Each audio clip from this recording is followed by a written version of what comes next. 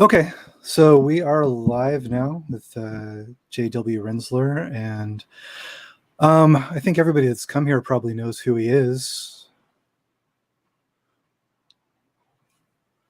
Why is...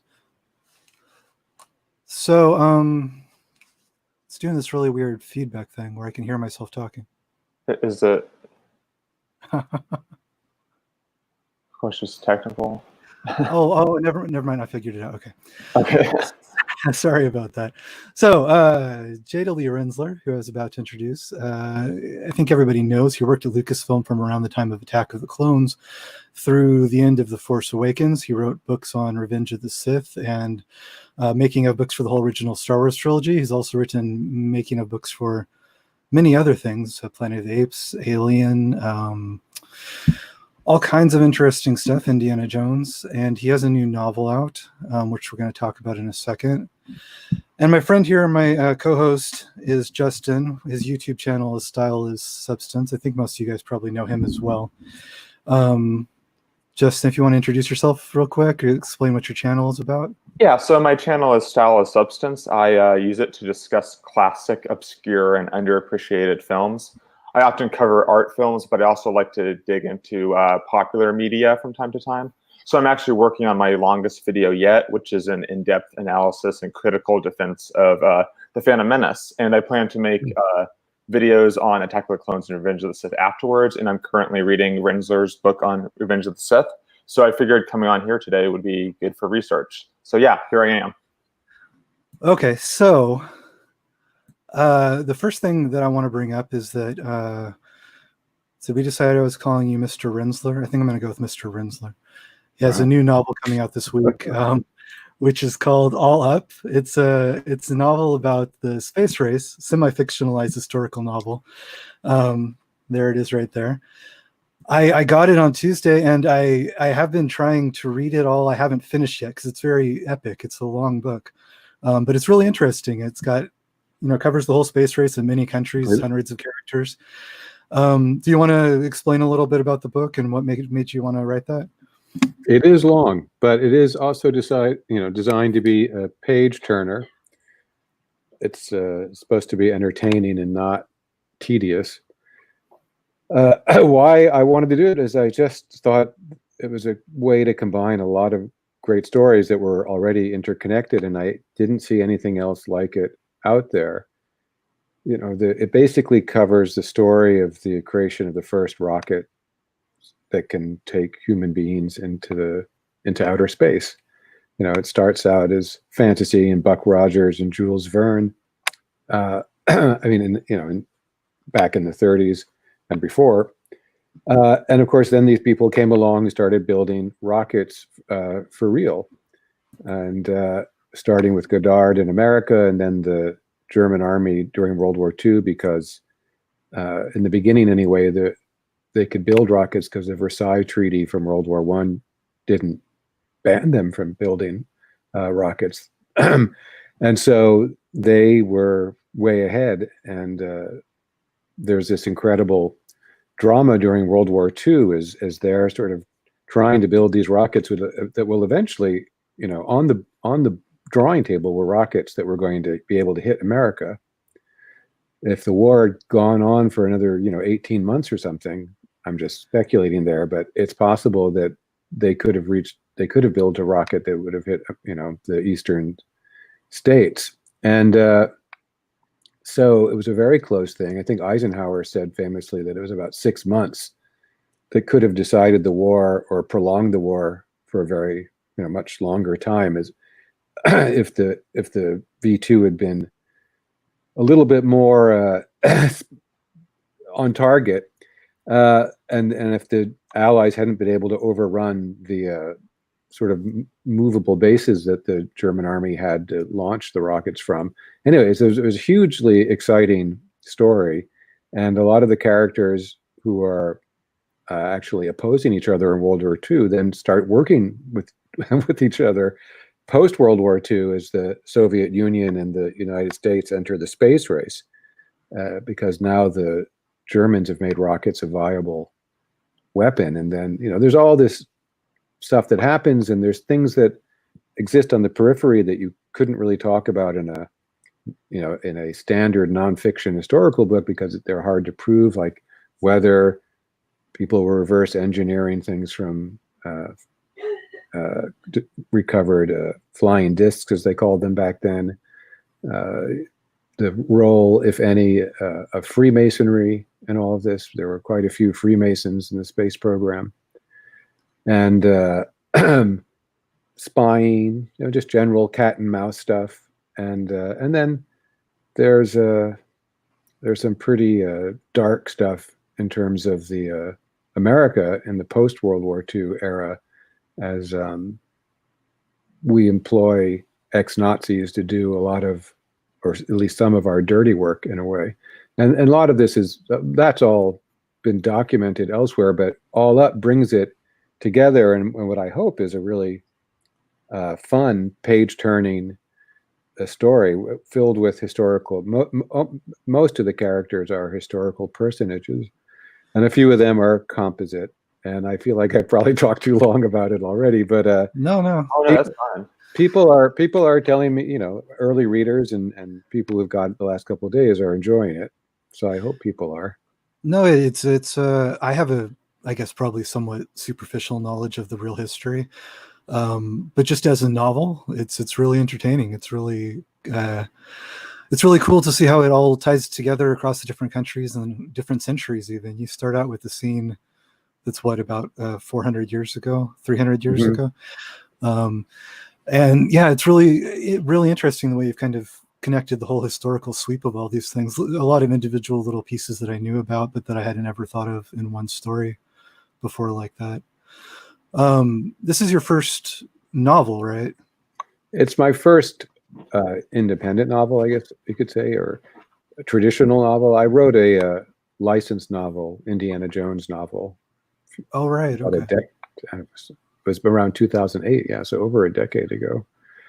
So yeah, it was a big undertaking. It took about 7 years of research and writing, 10 official drafts, but probably another 10 drafts between those drafts. I mean, it was a huge amount of work, not at all from an economic point of view rational in any sense of the word, but it was a passion project. And so I'm hoping that people feel passionate about it when they read it, and spread the word. Spread the word. Yeah. Is this something that you'd like to do more of, more novels like this, or is this a one-off? And in fact, well, even this one is set up. I don't want people to think they're not going to get an ending. This one definitely ends, but there is one or two characters that are set up for a sequel, if which publishers want you to do, and it seemed to make sense to me. And also, there's a logical follow-up to this book if there's enough demand for it. Okay. Yeah. That sounds pretty interesting. I didn't know yet how it ended, so I wasn't going to pretend that I'd finished it in case that came up. But at where I am now, it definitely seems interesting, and like it would be worth doing more books like this.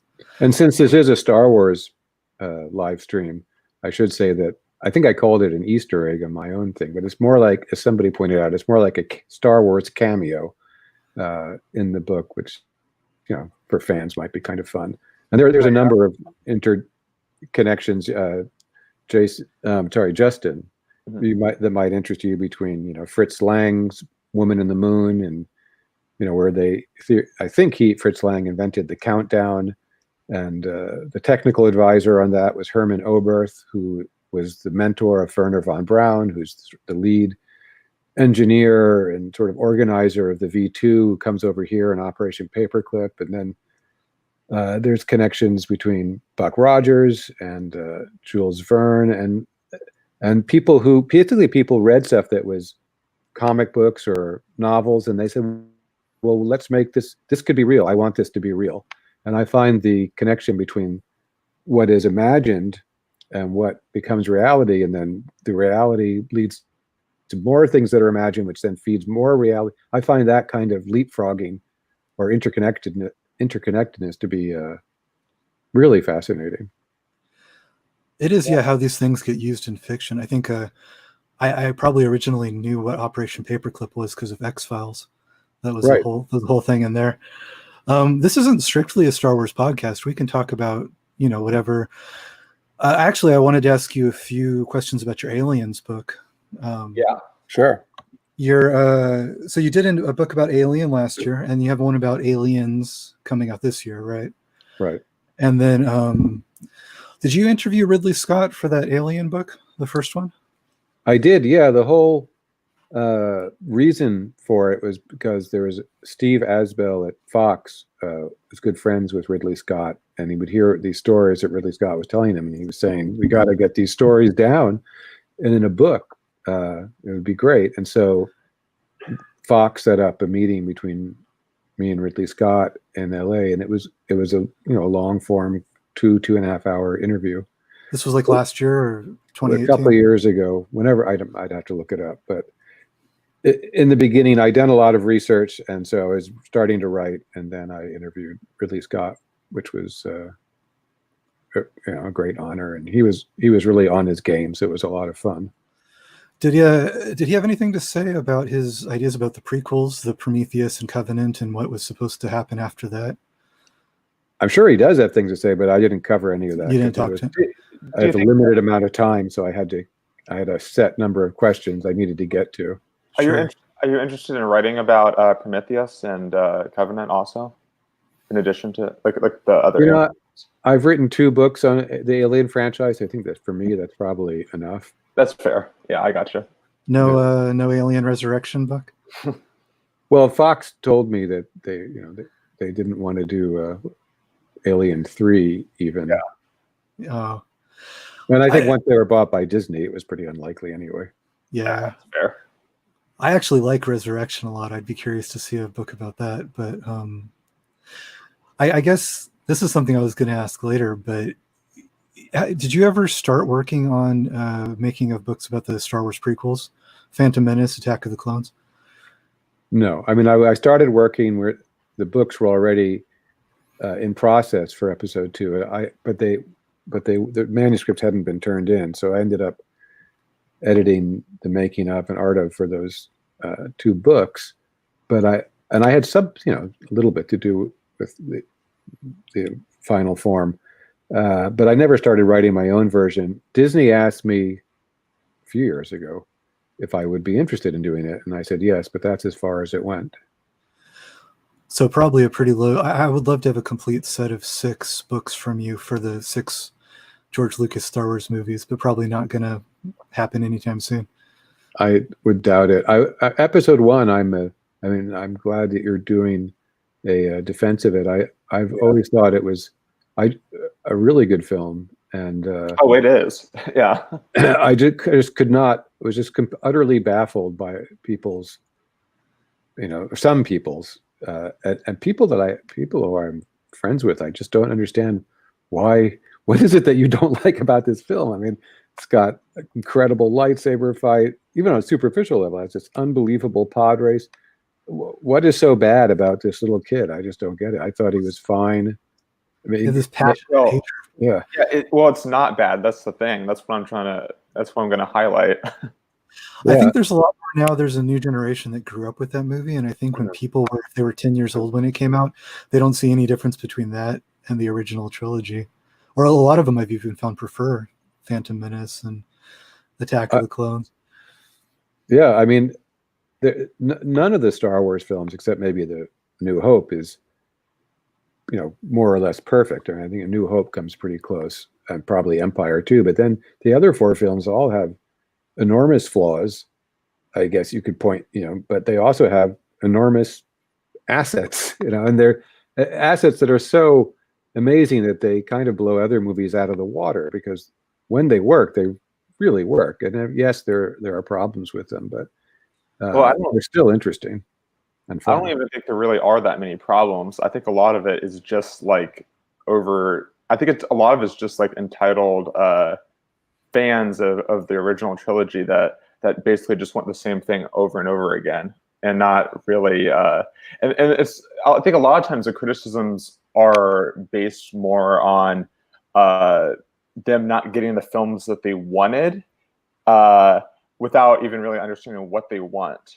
if that makes sense. That could be, and when I say, I mean episode 2 and 3 more. Episode 1, I think, is a really good film. I think it's a very good film from start to finish. I think 2 and 3 have more rough spots, let's say, and but I really agree. Like, Sorry, I said they're really ambitious, so that's part of it. Yeah, they're really ambitious, and they had less time to do them than they did episode 1. And but whatever, they're all really fantastic films. I think they'll, as long as people are interested in cinema, they'll be interested in those 6 films. I think there's valid things you could say about all of them, but the where people lose it is when they have this idea that the original trilogy is like this perfect platonic ideal encased in amber, and then somehow before he started the prequels, he just lost his mind and forgot how to make movies at some point in that 10 years there. That's what's really weird to me. Yeah, no, I don't subscribe to that theory at all. I mean, it's true that Marsha Lucas wasn't around, and she was a great person to have in his, as a person to come in and say, well, this isn't working, or I think this could be better.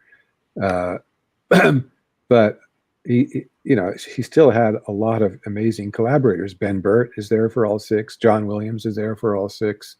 Dennis Muren is there for most of them. I think maybe he wasn't on episode 3, but correct me if I'm wrong. But anyway, they're such an amazing crew, and yeah. That's actually one of the because I know that you just interviewed Marsha Lucas, which is a kind of a big deal because she doesn't really do interviews.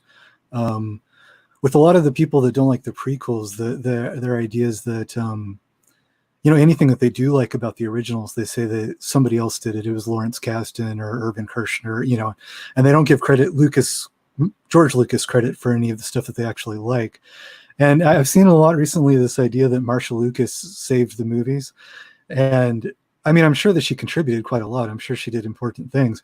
But a lot of the fans that are saying this, I don't think have any idea exactly what she did. I was wondering if you could talk about, specific things that she worked on. Do you have a very clear idea? I have a pretty clear idea. Yeah, we spoke for a while, and I spoke with George about it before. Without scooping the book, because we do want people eventually to read the Howard. It's basically a book about Howard Kazanjian, but Marsha Lucas's interview is featured throughout the book, and in some places more than others, for obvious reasons. But I think she was just there as a person who had strong opinions about certain elements of the film, and for instance, American Graffiti fought pretty hard for editing it in a certain way at a certain juncture when the movie wasn't quite working. Yeah, and that was really key. And she was good at. I think Dwayne Dunham told me this. Who's also an editor and director, that she was really good at doing the emotional character scenes. It's not that she did all of them, but she was able to look at them and sometimes change something very small, and it really made it work. And she was just, George, of course, is a fantastic editor. I mean, he's really a great editor. And Marsha Lucas is a really great editor. And so the two of them together, particularly on Star Wars and Empire, I mean, it's not like the other editors weren't doing anything, but those are two really fantastic editors working on a film. Although, of course, George was clearly the one who just had the final say on everything. Right. But Marsha's the one, and George has said this too, that edited together,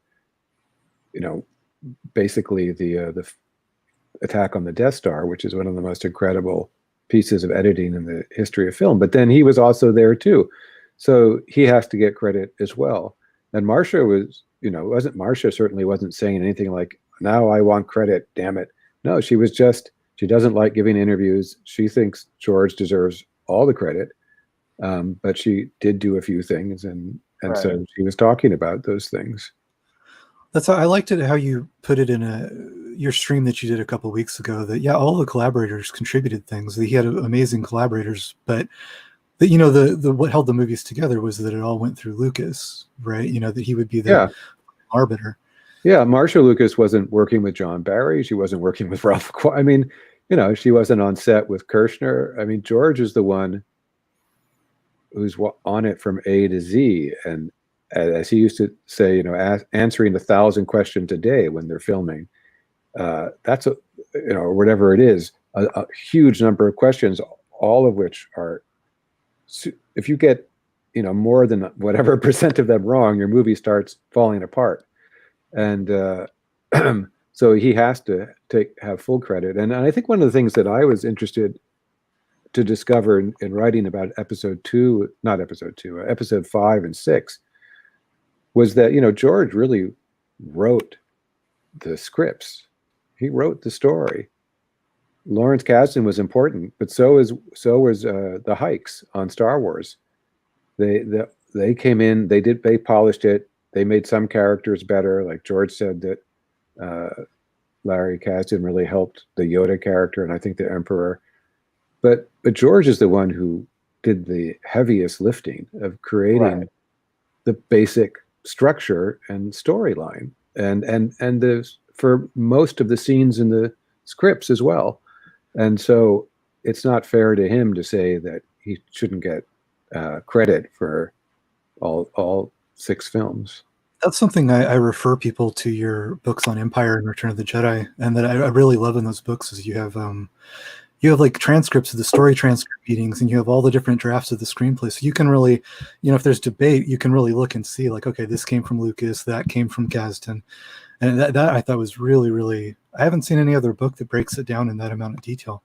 Well, and I was able to, because George kept so much stuff and other people came up with certain things. And so I was able to piece it together. And incidentally, the opposite is in a sense true for Raiders of the Lost Ark, where really that's Larry Kasdan's script. George and Spielberg came up with certain ideas. Probably George came up with more ideas. During the script story conference, without a doubt, that seems to be the case. But Kasdan went off and wrote the script. There was no script, whereas that wasn't the case for Empire and Jedi. Did Justin, you want to pick the next question from our list here? Well, first I wanted to say that like a lot of times people will act as if like the original trilogy is only good in spite of Lucas rather than because of Lucas, where it's a lot more complex than that. Like Lucas was the one that was helming everything, but at the same time, like you know, film is a collaborative process. So collaborators are also part of the larger whole. And so when people say that like Marsha Lucas like helped save the film, like yeah, she did, but at the same time, like film it's also George Lucas too. Like people will say that like the film was saved in the edit, but George Lucas took part in the editing and also I was just going to say that every film is saved in the edit. Have you seen that a lot? Mr. Rinzler, have you seen that? That's a big thing recently, that Star Wars was saved in the edit, as though, you know, George Lucas made this terrible movie and then the editors had to come in there and fix it and create a movie out of it in the editing room. It's so bizarre, but it's a really prevalent thing in the online conversation the last couple of years. George, any filmmaker will tell you that you write your movie 3 times, once on paper, once when you're filming, and then once in editorial. And the editorial, of course, is the last phase. So that's where you have all your raw material, and that's where the movie is made for a 3rd time. So it's not incorrect to say that a lot of stuff happens in editorial, but it's absurd to say that the editors saved George because George was the one in editorial. Yeah. And he's a fantastic editor. I mean, I saw him with my own eyes on episode 3, and he was there every day with Ben Burt and the second editor, Roger Barton, I think was. I hope I'm not getting that wrong. Yeah, I think And so, I mean, every single day for hours. So, of course, they're making. If nobody could show the raw footage they shot on a set and just the way they shot it and call it a movie. It's just not a movie. It's hours 20. It's 10 times too long on average. And especially with George Lucas, he's said a million times that editing is the part he likes best. That's where he's most creative. That's the whole thing for him. He's not really that into the on-set part of it, right? I mean, right. He definitely suffers during the on-set part. Yeah, he looks like he's in pain. Yeah. But, Justin, did you have a? Yeah. I was going to say about like when he's on set. This brings me to another anti-Lucas myth that's propagated on the internet. At least I believe it's a myth. That being that he surrounded himself with yes men, and that like nobody ever challenged any of his opinions or viewpoints on set. So that's a red letter media thing that you guys were terrified to talk back to him and that he wouldn't listen to you. What would you say about that? Well, on any set, the director is the boss, right. And you can't make a movie if you start arguing with the director about what he's supposed to be doing, you'll be fired instantly. 9 times out of 10, unless there's a really good reason for it, or you have, so some directors are more collaborative on set. They want to get ideas. Robert Altman is famous for that. But I saw when that was different. But George is just basically has his own style on set, but certainly people could make suggestions. There was no autocratic. I mean, I was there for a month on episode 3 and for all of the pickups. It certainly wasn't autocratic. If somebody had a suggestion, the actors, could make it. And then of course, during the whole lead up to filming on episode 3, the artists were doing nothing but making suggestions. That's what concept art is. It was thousands and thousands of suggestions. And of course, George said, he would say, I need this for next week, but it was very broad. They could, like when they said, he said, I need an iconic villain. You're probably reading that. I was just reading that yesterday, actually, about General Grievous. Yeah. So iconic villain is pretty open. And there were all kinds of different kinds of villains that they did. And you can see them in the Art of Episode 3 book.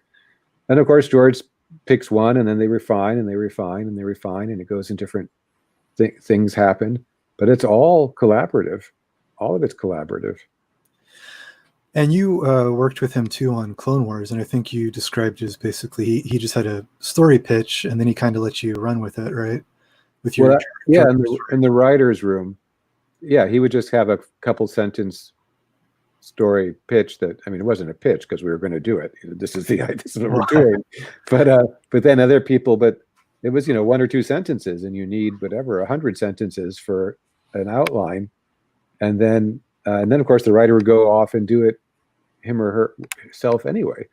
So it's the idea that he wasn't listening to anybody and I saw Rick McCallum, I argue with him a couple of times, and there were, it's a collaborative art, and of course it was different doing the prequels rather than the original trilogy, because the original trilogy, particularly the first one, people thought he wasn't, it was just had no idea what he was doing. So in that case, there were a lot of people ready to argue with him because nobody had seen a Star Wars movie. But by the time he did the prequels, it's true that it's fair to say that a lot of a few of the people in the film, playing secondary characters or operating the camera, they were definitely going to be more deferential to somebody who was considered one of the great artists of the 20th century. But it wasn't George's fault. That's not a problem either. Yeah. There was an assumption that he had some clue what he was doing by that point. Yeah. And, if you look at the people who come back film after film to work on his films, they don't come back if they had a truly horrific time or a bad time, or if they thought they were not being listened to. Yeah. And he kept a lot of the core people together over 25 years for all those movies. Yeah, and you had John Knoll, who worked on all, was a visual effects supervisor in all 3 films, and George would listen to him. He had respect for John, and of course vice versa.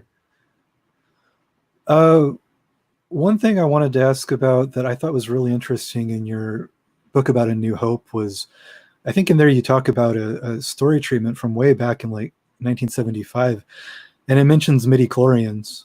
Okay, that I've said elsewhere, that was a mistake on my part. That was something that George did add.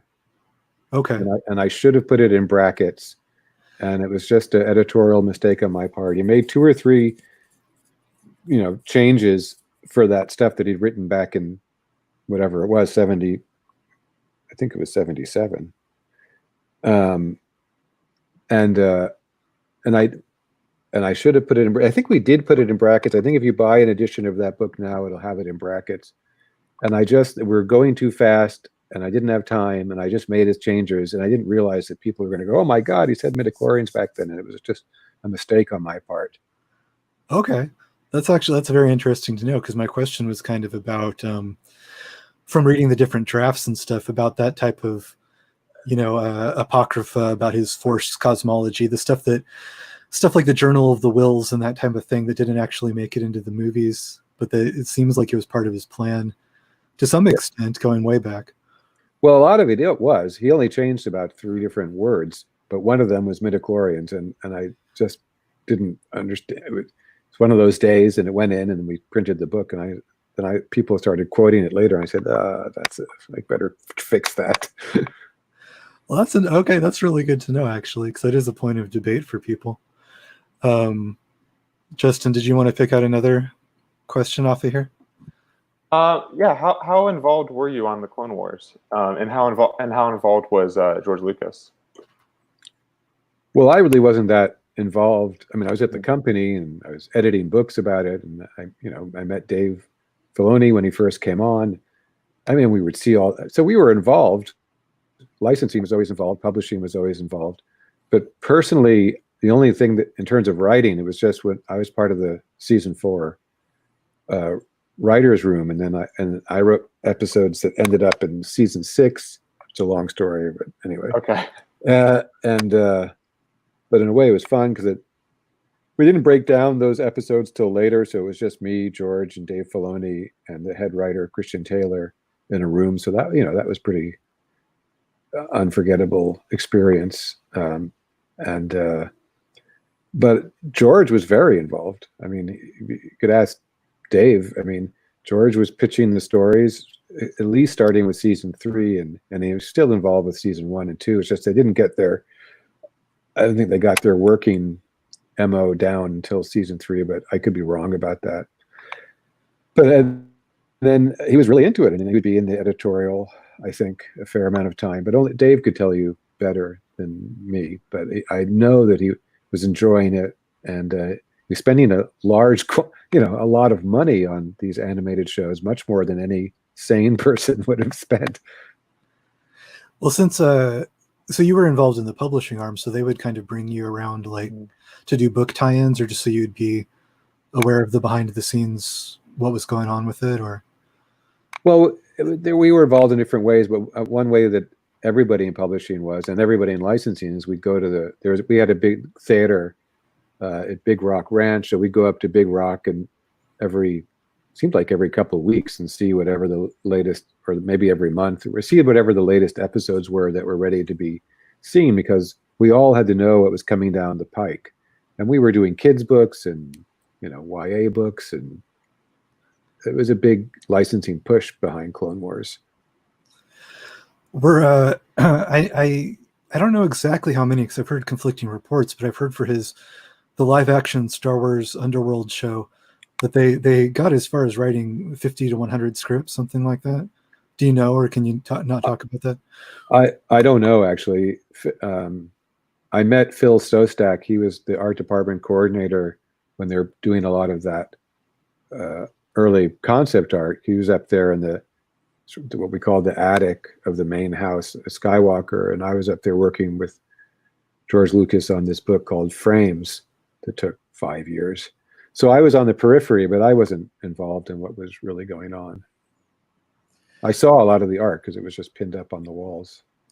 Oh, so you worked with him on Frames. I actually have that book. It's really interesting. Right, you have the Abrams version that's about this big, right? If you big silver box. Yeah, there was a $2,500 version of that book. I don't have the limited. Yeah, that's the one that I was working on with George. That was the first version of it. And how different is the content of the two versions? The images are the same, but the books are probably twice as big in the limited edition version. It was a real publishing nightmare to get the images to look good. Because the version I have is already so big you can hardly pick it up.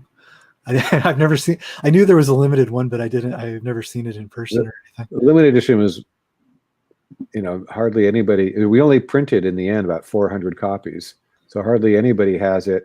And it was probably the hardest single book I had to work on because it was really important to George. I almost got fired twice during the making of it. It was a huge, epic saga for me, but in terms of the fans, it's nobody really cares about it. It was George's victory lap after he finished the 6 films. We sat in a room every Friday for between 2 to 8 hours on that Friday, and we'd go through the films literally frame by frame. Mike Blanchard was there, sort of 10 frames, and then we'd go back and forth. And George was choosing his favorite frames for the movie, hence the title, Frames. But it was an extremely ambitious project, which was very hard to, but we've succeeded. I'm really proud of it, but nobody has ever seen it, basically.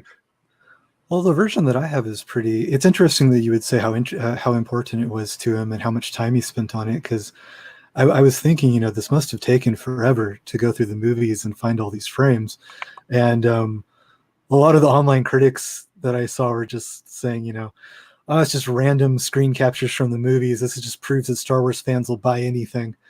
I read somebody couldn't be farther from the truth.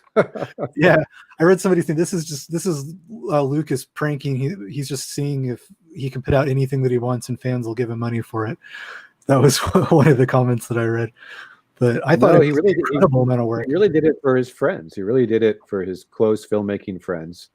It was, I think it says in the intro to the book, he wanted, in the movie, it goes by very quickly, and he wanted people to be able to see the composite. He wanted people to look at these frames as if they were photography. It was a different way of looking at the movies. And as you said, if you count how much, if you had to pay George Lucas per hour to do a book like that, it would be the most expensive book ever done in the history of humanity, because he spent a long time on that book. I mean, it's probably, in terms of his time and what it cost, that book must probably cost several, I don't know. I think I calculated it once, but it's more than $20-30 million in terms of his time. Yeah, that's what I was thinking. Like, wow, this must have just taken months and months of going through the movies. But yeah, and then you don't want to even hear all the stories involved with it. It was, as Rick would say, there was a lot of brain damage in making that book. And Rick was pissed off. I will say that. He was so pissed off because there were other things that he wanted George to be paying attention to, and George was like, "We're doing this book." That's really cool. Justin, you want to pick another one? Yeah, I want to make sure I word this carefully so there's like a lot of fan debate about Lucas's ideas on the Jedi. I think that in the prequels he meant to show them as flawed and maybe overconfident to a degree. They're still the heroes, but like flawed heroes. But some people insist that they are meant to represent Lucas's ideals and that they are pretty much without flaw. I'm curious what your take on the Jedi Order is at the time of the prequels. Do you think they're flawed, or do you think that Jedi are like something to aspire to, or maybe both? somewhere in the middle. It's probably somewhere in the middle. I mean, even in the original trilogy, if you think about it, Yoda and Obi-Wan don't want Luke to go back to rescue his friends. Yeah. And then they also say that you've got to kill your father in Return of the Jedi, if I remember correctly. And he didn't. And Luke is basically constantly going. He goes against what the Jedi says and what they advise, and succeeds because he has compassion and he has love in his heart to simplify. Anakin goes against the Jedi, but he has greed in his heart. And George is very specific that basically greed and fear were the reasons. It's basically a fear of losing what he loves, and a kind of lack of spirituality, which is Anakin's downfall. They both, but in both films, the Jedi seem to be pretty consistently wrong about what's happening at every level. Yeah. Do you think? Comical. Would you say that you think that that's what George Lucas's take is, though, that the Jedi are flawed and that they have these? I think that's what Lucas is saying with it, but some people insist otherwise. So I'm curious about this. I never heard him hold forth exactly about what the Jedi are. Mm-hmm. I think you just have to look at the movies. They're certainly flawed in the movies. Yeah, that's the way I look at it. The movies speak for themselves. So yeah, they speak for themselves. I agree. So, incidentally, why are you guys interested in Star Wars? Let me turn the tables on you. What got you interested in Star Wars to begin with? Star Wars is, I mean, I was born in 1982 and we had the VHS tapes around my house. So it's just kind of been white noise in my life. It's always just been a thing that was there. And then I was about 16 when Phantom Menace came out. So I think I was right at the right age to be really, hyper involved in it and aware of what was happening, just to be one of my first big things that I was a big giant fan of. And then after that movie came out, and I loved it the first time I saw it, I thought it was great. I was on cloud nine. And then to see all the fan reaction after that was really a strange experience. So I kind of got involved in that because it was watching that unfold online. It was, and that was like the early days of the internet too. So it's kind of the first time of seeing this, bizarre fan obsessive backlash type of thing happen. Yeah, and I guess for me, I grew up on Star Wars, and like I was into it when I was younger. But as time went on, I kind of turned on it partially because of the way that like channels like Red Letter Media on YouTube kind of would make, I think, a lot of like younger Star Wars fans feel like insecure, and that was the narrative that was building on YouTube. And then as I got older, I got more into films, and then that kind of made me interested in Star Wars again. And honestly, like part of the reason I have my own channel is I want to kind of counter the way that film YouTube is currently. And I think that it was just inevitable that eventually I would talk about The Phantom Menace, which is what I'm working on now. So that should be out in probably about 2 months, hopefully. Great. I wanted to ask, and this is something you might have no idea about, but were you ever aware of George Lucas being aware of the online criticism, like the YouTube critics or Red Letter Media or all that kind of thing? Did he seem like he cared? Well, I don't know.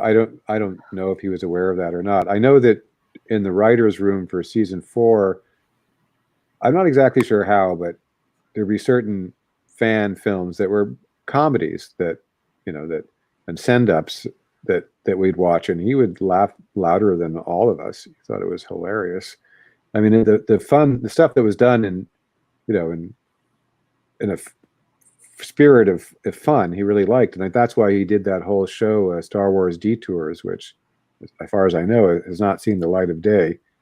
But they had completed a number, which I've seen a number of episodes. Am I allowed to say that? I think that's common knowledge. I think it's common knowledge that it exists. I don't know what their plans are. They haven't talked about if they're ever gonna let it come out or if it's just gone now. Or I don't know. But but I'm sure that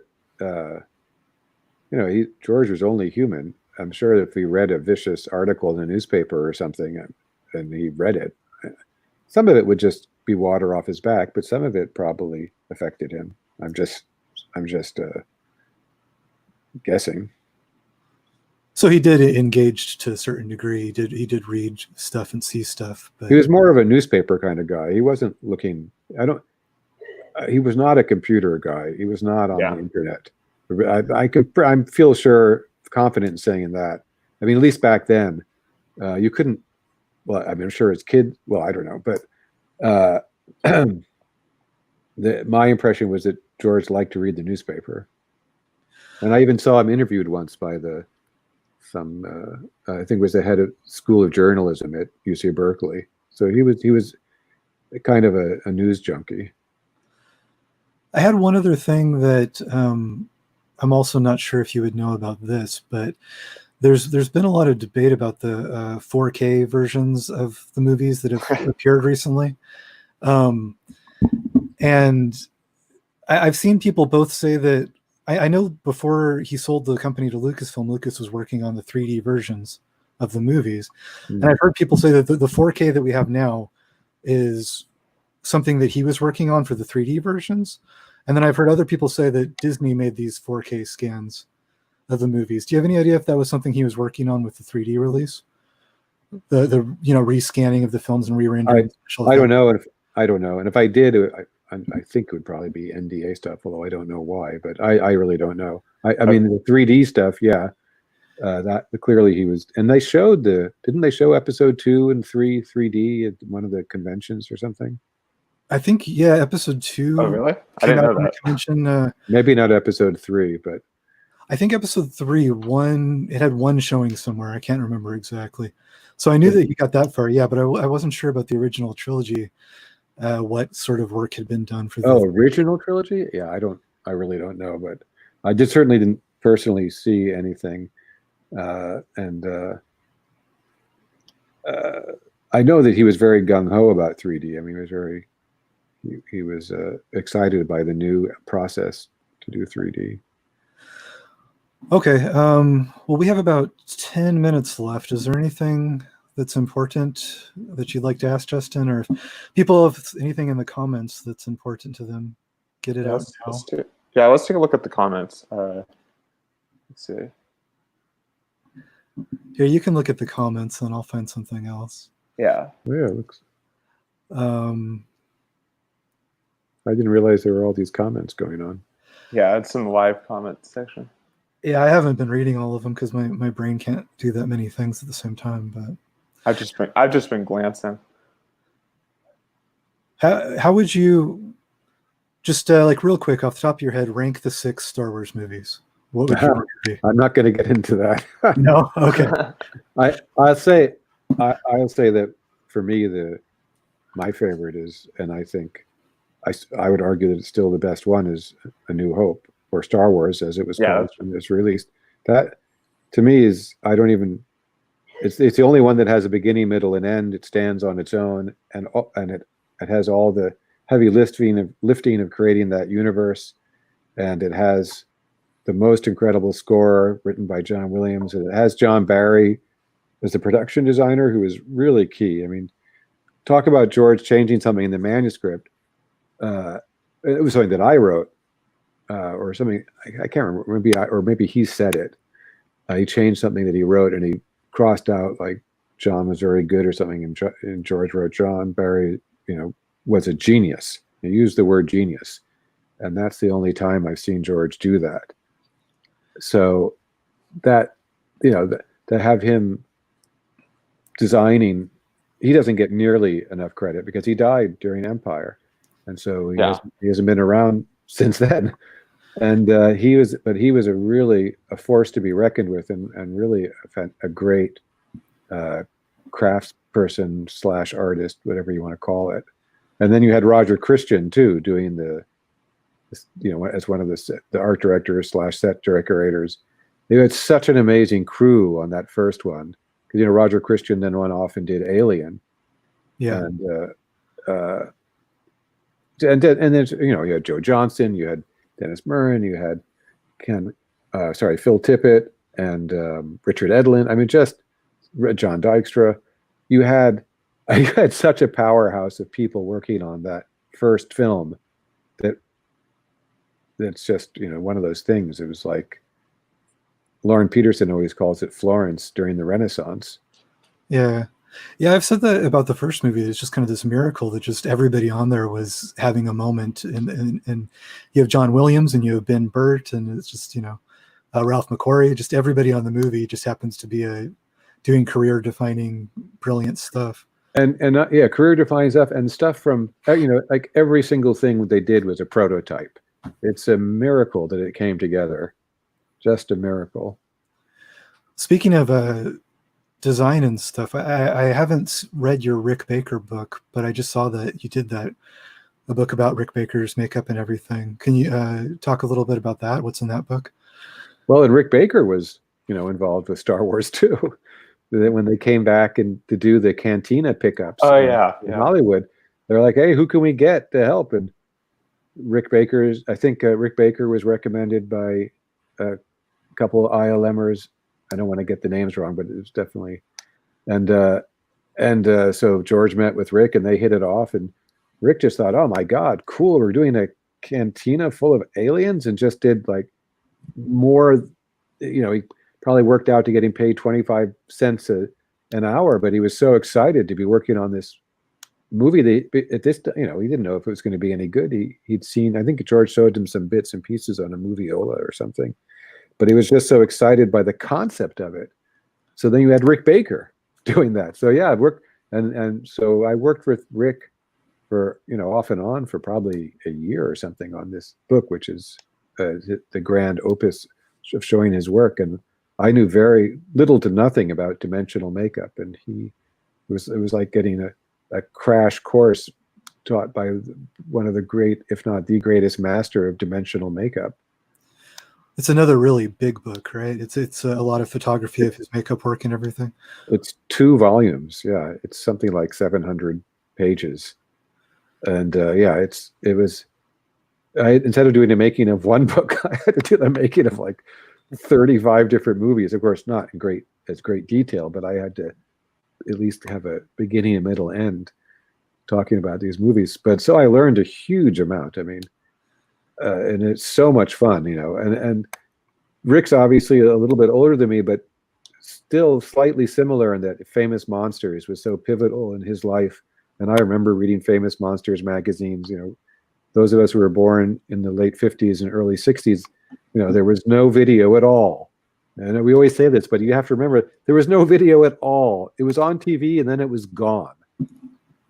And so if you had film stills of your own, that was something. And if you had, and Famous Monsters magazine was like the only magazine on the planet or in the United States that was, you know, talking about these horror movies and things that us young people were so interested in. And so it was great hearing Rick Baker's kind of life as he lived and working on these really crappy, you know, 0 budget movies, and then slowly working his way up, and then doing, you know, up to the fantastic work on Men in Black and other classic movies that he's worked on, and then working a lot with Eddie Murphy too, which was a whole nother fascinating story in the movie and within the book.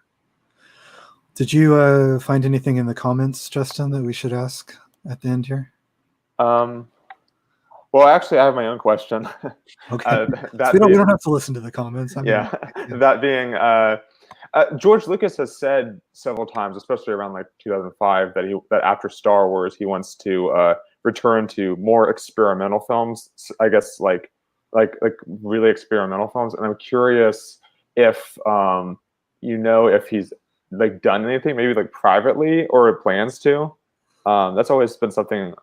I have no idea. You know, I haven't seen George in, well, I guess I think I saw him last at Lauren Peterson's 70th birthday party.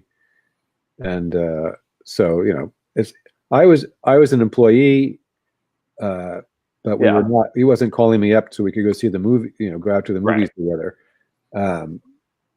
So I haven't really heard anything. I asked him once around towards the end, so it must have been 2015 already, or 16, maybe, whatever the case. And I asked him if I could see anything that he was working on, and he said no. So that's as much as I know. Okay, that's fair. Uh, let me And see. incidentally, he also said once that he had a really big sort of notebook or something of his like most private or most thoughts about Star Wars, like which is something that was not in any of the archives.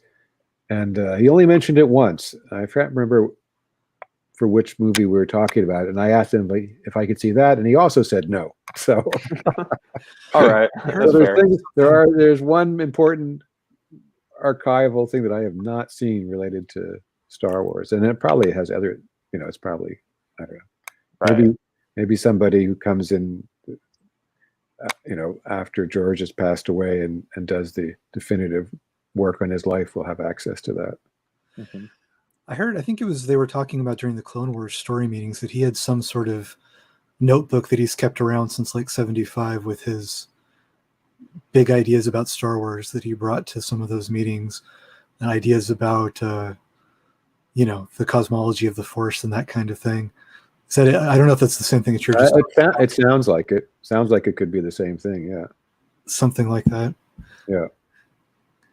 Was there anything that you ever thought it ever seemed like between Attack of the Clones and Revenge of the Sith, maybe that it got changed due to fan reaction? Did he ever seem like Yeah, there's like rumors of like Jar Jar, for example, having like a lesser role in like the subsequent films after Phantom Menace. Like I think that's kind of what you're meaning. I don't know, because I never asked him about that. Okay, that's fair. I don't know. I think that it's I just don't know. Because I didn't do books about 1 and 2, and I don't know what his plans were. Okay. It always seemed to me like his plan was for it to get much darker by Revenge of the Sith anyway. And fans kind of like to claim that as a victory, like that they got him to take Jar Jar out, by that he was listening to them. He's still there. Yeah, well, for a minute. Yeah. Okay, well, Yeah, it was clearly going to get dark by the end. I mean, Anakin had to become Darth Vader. So, we only have a few minutes left. So, if there's anything else you want to say, Justin, I'm just like scrolling through this list here. I'm good. I'm good. Let's see. This is probably like NDA territory a little bit, but I've also heard you talk about it. You have any idea if they're ever going to do anything with what you wrote about The Force Awakens? Or is that just out of your hands completely? at this point, I could say if I knew, because I don't think that. But no, I've never heard anything. Once it was canceled, and I never heard there was any plans whatsoever to release it. But again, I'll say that there's nothing in that book would be that exciting to fans. It's all the information, unless I'm forgetting something, is in the book is basically out there in newspaper articles and interviews with George and interviews with everybody. It's just not written in one coherent story, but there was, it was a licensed book. I wasn't going to go off reservation, so to speak. Yeah. That's what I think your books do really well, because they break down the production like day by day. So you can take all the anecdotes you might know about the movie, but really see it how it developed over the 3 years of the movie or something. And I think that really puts a different spin on it. Sorry, go ahead. No, go say what you're. No. Yeah, well, George was very good at. I mean, and I just sensed it from the beginning. We were on the same wavelength in terms of what he wanted in a book and what was, he really was okay with lots of problems being in the book and certain challenges in making the movie. He was fine with all that, as long as his point of view was also present. He didn't censor me at all. And and there's things that you just don't put in books. I mean, there's always going to be stuff that you hear about that happened on set that it's very personal and has nothing really to do with making the movie, and you're just not writing that kind of book. Yeah, and I love that it seemed like you could just, not to be trying to dig around for dirt or anything, but just that you could be honest about it. You could talk about, oh, this didn't work out, or this, they had to change this because they had a problem here, or, whatever. That's really interesting. I don't know if you've seen any of the special features for like the Disney sequel trilogy, but they are not like that. It's people sitting around talking heads, talking about how wonderful it is and everything's perfect and everybody loves everybody, and it's just, it's, you have to kind of like try to parse through between the lines to figure out anything that actually happened on the set. But Yeah, I find that really, and there's a lot. I mean, it's just it's just typical marketing of a movie. They're just there to promote good feelings about the movie, and that's about it. Yeah, I don't really see the downside of just being honest about the work that went into the movie. I don't know if they're so afraid of looking bad or what the logic is, but regardless, I hope that one day your Force Awakens books comes out, and hopefully maybe sometime they'll let you do books about the prequels. Or I know To be honest, I don't really know if I would at this point I would do it. I've written a lot of stuff about Star Wars, and I'd be more interested in writing a sequel to All Up, or Yeah. I would love to write about Hitchcock, and I'd love to write about Ben-Hur. I think it's in North by Northwest, right? Is that your favorite? North by Northwest? That's my dream movie. That's I've been trying to get, and I can't seem to get in touch with the Hitchcock estate. I can't. I mean, I can get in touch with them, but I don't get any response. I don't think it's going through, or they don't know me from Adam. So, but hopefully one day. Well, that could be a great Hopefully. book. I feel like I see a lot more about Psycho and Vertigo. I don't think North by Northwest really has a really big behind-the-scenes book that I know. Not to my knowledge. And that was actually one of the fun things about the Howard Kazanjian book, is that Howard was first assistant director on Family Plot, Hitchcock's last movie, and Hitchcock mentored him in a important way, and so he had a lot to say about that experience. And so I did finally get to write about a Hitchcock movie, which was a lot of fun for me. Oh, that's cool. I didn't have any idea that he had worked with Hitchcock. Oh yeah, that's one of Kazanjian he was like the best first AD of his generation, and worked with Sam Peckinpah and Billy Wilder and a number of great directors, because he kept being pushed. And of course, he's the one who was working with Coppola on Finian's Rainbow, and he introduced George Lucas, who was a friend of his already, to Coppola. So I think anybody who's interested in movies will enjoy reading the Howard Kazanjian book. And when's that book supposed to be coming out?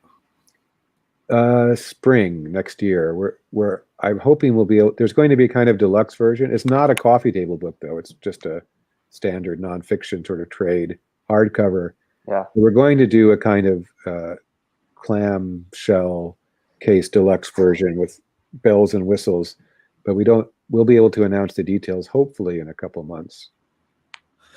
Okay, cool. That sounds and that one has the Marsha Lucas interview also, I think, that people have been asking about. Yeah, and she wrote the foreword as well. Oh, okay. Yeah. Okay, well, I don't want to keep you over time. We're already at about 1 hour and 3 minutes. Is there anything else that you wanted to talk about? Anything else coming up that plug before we get out of here? It's been fun. It's nice talking with you guys. Good questions. Yeah. Okay. Well, thank you very much for coming on. Yeah, I appreciate everybody it. Check out his book, All Up, which I've been reading, and it's really entertaining so far. And thanks again. I think that's you're welcome. All right. Thanks. Thanks, you guys. All right, bye.